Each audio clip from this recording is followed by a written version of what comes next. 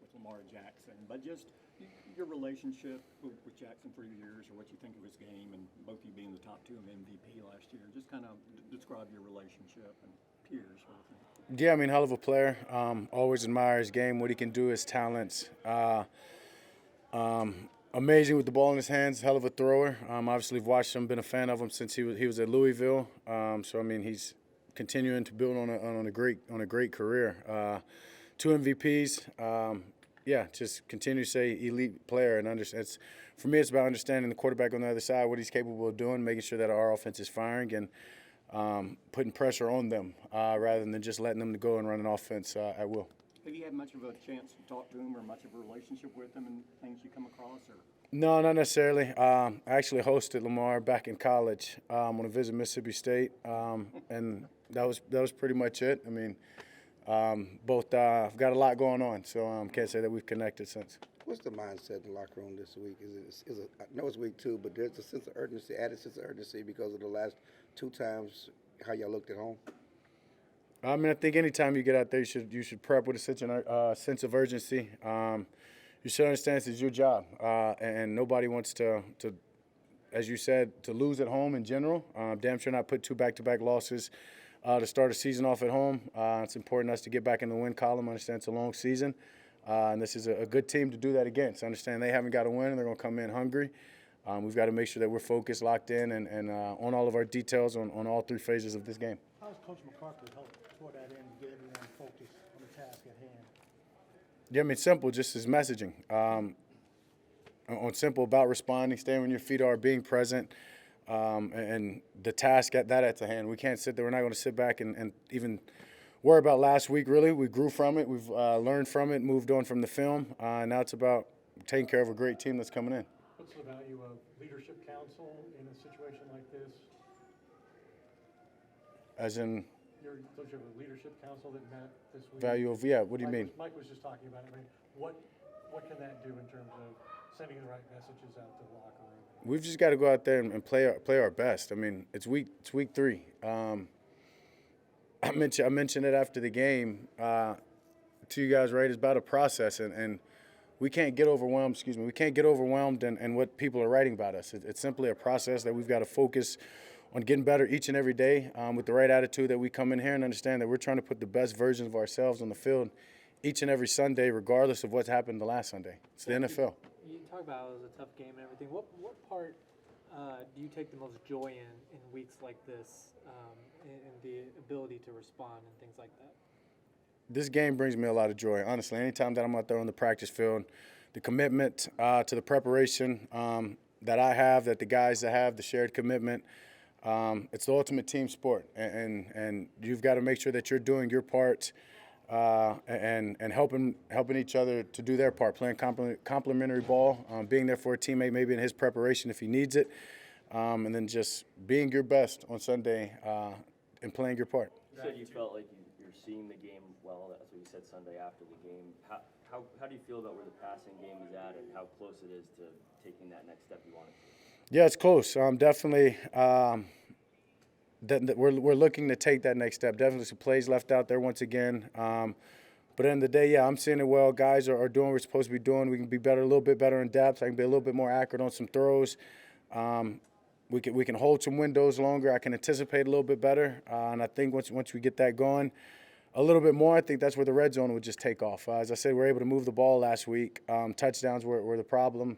Not getting the touchdowns were the problem, and settling for field goals. So I just think, especially in that red zone, being able to hold those windows, me being able to anticipate, then the touchdowns come, and then we're going to be fine. Too high safety looks have never been higher in the NFL than they are right now. Why do you think that is, and how as a quarterback do you combat that? I mean, I think it's great quarterback play going on right now. Great receiver play, I really should say, as much as anything. Guys are beating man-to-man. So with that, right, you're just wanting to put a lid on it, making teams go the distance of the field, making them be patient, understanding that with the too high shell, right, you can keep it all in front of you a little bit more. So for us as quarterbacks, right, it's about anticipation. It's about the receivers their breaking point, holding those windows, allowing us to make those throws in those spots, and just understanding where the dead zones are in the coverage. CD spoke about how he's knocking off some rust with you that might have been addressed in training camp. Where you talked about helping teammates with their process, with him and his process of you guys getting back to form. Yeah, just continuing to communicate each and every day that we're in here, whether it's the film, whether it's something at practice, certain routes to make sure that some of those mistakes don't happen again. I mean, everybody points out the one in the red zone there, and that's a simple mistake that if we're on the same page, we understand what needs to be accomplished. That's an easy touchdown. Yeah, on the broadcast, Tom Brady said that, after Brooks slipped on the interception, he might not go back to a receiver in that situation, but you did, and you kind of, reaffirmed your confidence in Jalen on Monday in a meeting as well. What's your thought process in kind of coming back from a mistake like that for a receiver? My thought process? And how you approach. Yeah, just understanding to just keep the guy's head up. We're going to need him. As great as that sounds, you're going to turn your back on a guy. That's not realistic. It's his ultimate team game. That's what I just alluded to. If being there to pick up a guy, I told him, hell, I may miss some throws, and there's going to be a ball that probably unfortunately slips out of my hand or don't put it where I want to put it, and it turns into an interception. Does that mean, you're going to give up on your routes next time? Absolutely not. So, I'm going to go back to the guy, trust that guy. He's put in a lot of hard work. He's a young player. He's building. He's growing. For me, it's about making sure that he doesn't get down on himself. How much empathy do you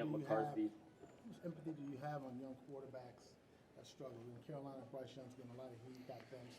You've been there a little bit. Yeah. Benched? Tough time. No, damn sure tough time, especially here with you guys. Probably the toughest time is reading or listening to what y'all say. But understanding that you're writing your story. He's writing the story. It's a young player. And when I say this is an ultimate team game, we're sometimes as good as the guys that are blocking for us and making catches as well. And to be frank, calling the plays. So that's not a one. I haven't watched any of their plays or the games other than, I guess, the first one breaking down the Saints, really. But I can say that's not a one-man problem. And so for him, it's about understanding that, control what you control, continue to prepare, continue to study hard, and keep your head up. He's a young player. I mean, I've seen tons of guys, right, switch systems, switch coaches, whatever it may be, and really start to shine. So, it's about really just knowing that he's gotten to this point by playing a lot of great ball in his career, and that didn't just go away overnight. So stay true to it. How's Jake looked and how much would he bring? Jake would be awesome. He's looked great. He looked great last week. I thought he was going to. Well, you tried me last week, too. I think if, it was a different game last week, more important game later in the season type deal, that Jake probably could have went then. But he's obviously been out there. He looks good. Back in August, McCarthy talked about how if there's any criticism he might have of you, it's that you do too much work on top of the normal workload. With the leadership part, how have you learned to maybe not take too much upon yourself? It's hard. It's a line that I'm always balancing, honestly. It's a fine line. Understanding, as I've said over and over, it's a team game, right? And I'm wanting to make sure that my brothers are doing what they're supposed to be doing, holding them accountable, holding myself accountable first, but then wanting to hold them accountable. Sometimes it's frustrating, so that's where it's a fine line. Is at the end of the day, I can't allow that to frustrate me, change my game, allow me to press within a game, and you just got to stay true to it, whether it's my side of the ball, other side of the ball, or just something in the locker room. It's a fine line, but I'm gonna keep walking it. Hey, Dak, what gives you confidence that you guys can run the ball more effectively? And are there situations where you can use your legs more effectively? Yeah, for sure. I mean, I think I said that after the game, maybe that, right? Me scrambling a little bit more, going to get some plays, whether it be for a couple of yards, staying out of the negative yards, scrambling, making some stuff happen down the field after getting out of the pocket has been huge for us in the past. So I can't get away from that. And honestly, that just opens up everything else. And in the run game, just getting guys all on the same page. The backs have to understand that the linemen are going for a certain aiming point. It's their job, just as it is for me in the passing game and the receivers, is to hold windows and to know where the breaking point is. It's no difference in the run game. So it takes all 11. And I think the receivers would say, hey, they need to block outside a little bit more or better or whatever it takes. But a lot of confidence in who we have. You're talking about a couple all-pros up front with some great young players and backs who can do it. So it'll get going for sure. You mentioned continuing to trust Jalen. Can you talk about being the leader of the offense and making sure that your group continues to trust the defense after a tough outing so that y'all don't try to do too much? Yeah, we're not going to try to do too much.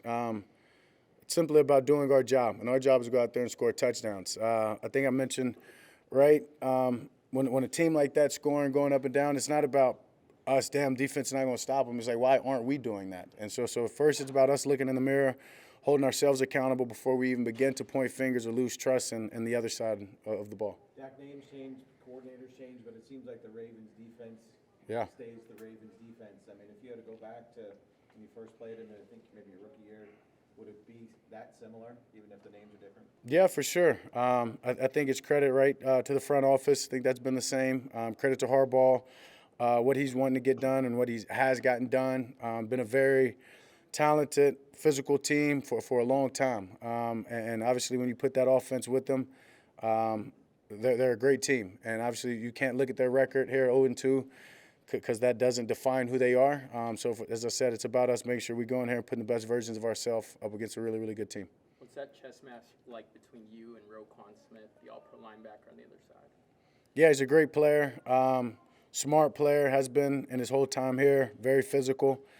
As far as chess, we're going in and playing our game, and that's on them how they're going to adapt to that. We're going to be the aggressors and bring it to them. That's it. Thank you, guys.